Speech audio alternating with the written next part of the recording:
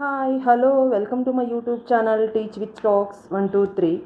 Today's social science most important topic, most interesting facts about social science and important topic about GPS tier TET 2 and HS tier. Please join my Telegram channel Teach with Talks 123. If you join this Telegram channel, you get PDF facilities. ಕರ್ನಾಟಕದ ಪ್ರಮುಖ ಜಲಪಾತಗಳು ಕರ್ನಾಟಕದ ಪ್ರಮುಖ ಜಲಪಾತಗಳು ಯಾವ್ಯಾವ ಜಲಪಾತ ಯಾವ ನದಿಯಿಂದ ಉಗಮಗೊಂಡಿದೆ, ಯಾವ ನದಿಯಿಂದ ರಚನೆ ಆಗಿದೆ ಮತ್ತು ಪ್ರಸ್ತುತ ಯಾವ ಜಿಲ್ಲೆಯಲ್ಲಿರುತ್ತೆ, ಈ ಥರ ಕ್ವಶನ್ ಆಗುತ್ತೆ. ಜೋಗ್ ಜಲಪಾತ ಯಾವ ನದಿಯಿಂದ, ಶರಾವತಿ ನದಿಯಿಂದ ಯಾವ ಜಿಲ್ಲೆಯಲ್ಲಿದೆ, ಶಿವಮೊಗ್ಗ ಜಿಲ್ಲೆಯಲ್ಲಿದೆ.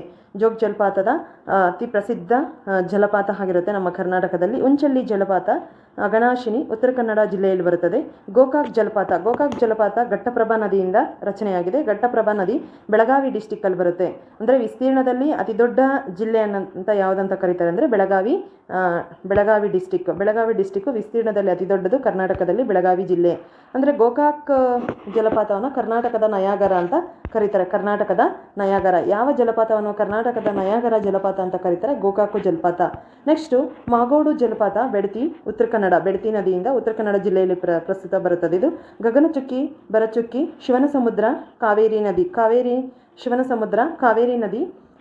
ನದಿಯಿಂದ ಬರುತ್ತದೆ. ಮಂಡ್ಯ ಜಿಲ್ಲೆಯಲ್ಲಿರುತ್ತೆ ಗಗನಚುಕ್ಕಿ, ಭರಚುಕ್ಕಿ. ಹಿರ್ಪು ಜಲಪಾತ ಕಾವೇರಿ, ಕೊಡಗು, ಇದು ಕೊಡಗುವಲ್ಲಿ ಬರುತ್ತದೆ. ಕಾವೇರಿ ರಿವರು ಅಂದರೆ ಬರ್ತ್ ಪ್ಲೇಸ್, ಕಾವೇರಿ ಎಲ್ಲಿ ಉಗಮಗೊಳ್ಳುತ್ತದೆ ಅಂದರೆ ತಲಕಾವೇರಿ, ಕೊಡಗು ಜಿಲ್ಲೆಯಲ್ಲಿ. ತಲಕಾವೇರಿ ಎಂಬ ಸ್ಥಳದಲ್ಲಿ ಕೊಡಗು ಜಿಲ್ಲೆಯಲ್ಲಿ ಬರುತ್ತದೆ.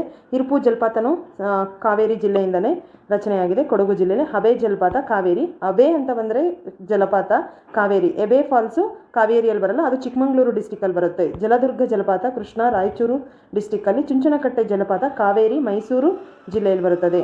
Please like, share and subscribe my channel. Thank you.